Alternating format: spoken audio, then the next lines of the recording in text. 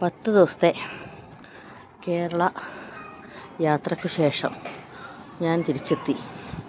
ആദ്യം ഞാൻ പോയത് ടെറസിൻ്റെ മേലേക്ക് എൻ്റെ ചെടികൾക്കൊക്കെ എന്ത് പറ്റിയെന്നറിയാൻ. എന്നും മോള് വെള്ളം ചേർന്നെങ്കിലും എന്നെ കാണാതെ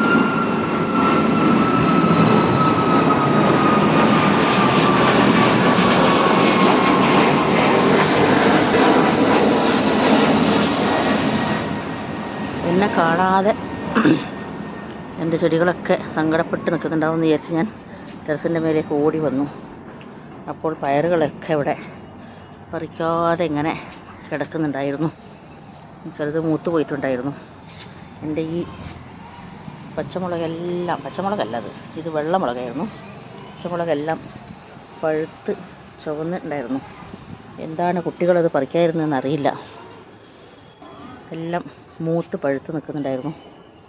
പിന്നെ എൻ്റെ ചെടികളൊക്കെ കുഴപ്പമില്ലാതെ മഴവെള്ളത്തിൻ്റെ ശക്തിയിലും മക്കളൊഴിച്ച വെള്ളത്തിൻ്റെ എനർജിയിലും അവർ നിൽക്കുന്നുണ്ടായിരുന്നു, ഉഷാറോടുകൂടി തന്നെ.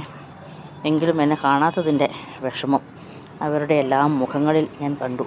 ചിലതിലൊക്കെ വെറും പുല്ല് മാത്രമേ ഉണ്ടായിരുന്നുള്ളൂ. ഇത് മഞ്ഞളാണ്, മഞ്ഞൾ. ഇവിടെ ഒരുപാട് പയറുകൾ കിടക്കുന്നത് ഞാൻ കണ്ടില്ല. മൂത്തുപോയോ? മൂത്തുപോയി. സാരമില്ല, അതിൻ്റെ കുരു എടുക്കാം. അങ്ങനെ ഇവരൊക്കെ ഇവിടെ ജീവിക്കുന്നുണ്ടായിരുന്നു.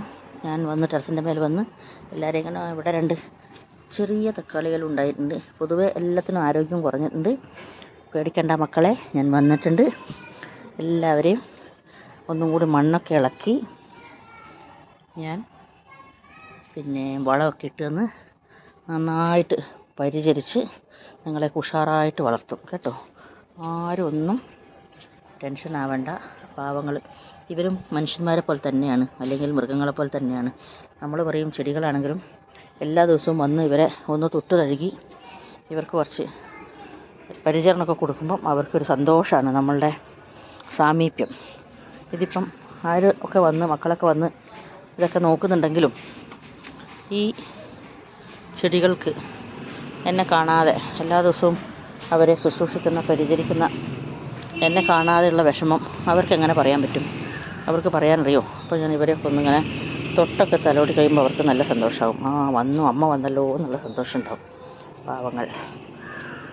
ഈ സൈഡിലും ഉണ്ട് എൻ്റെ ചെടികളൊക്കെ. ഇവിടെയുണ്ട്.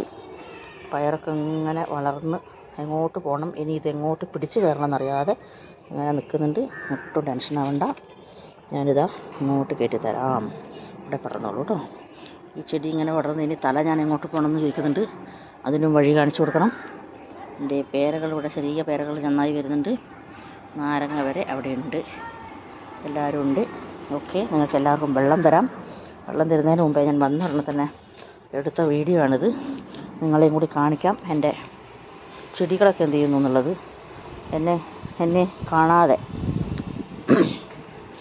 എൻ്റെ ബബ്ലുവിന് എത്ര സങ്കടം ഉണ്ടായിട്ടുണ്ടോ അത്രയും സങ്കടം തന്നെ ഇവർക്കും ഉണ്ടായിട്ടുണ്ടാവില്ലേ.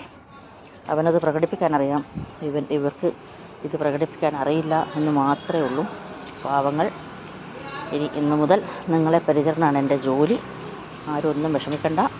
നിങ്ങളെ പഴുത്തു പോയതിനൊക്കെ ഞാൻ പറിച്ചെടുത്ത് നിങ്ങൾക്ക് നല്ല പുതുജീവൻ തരും കേട്ടോ. ആരും വിഷമിക്കണ്ട. അമ്മ ഇതാ തിരിച്ചെത്തിയിരിക്കുന്നു മക്കളെ.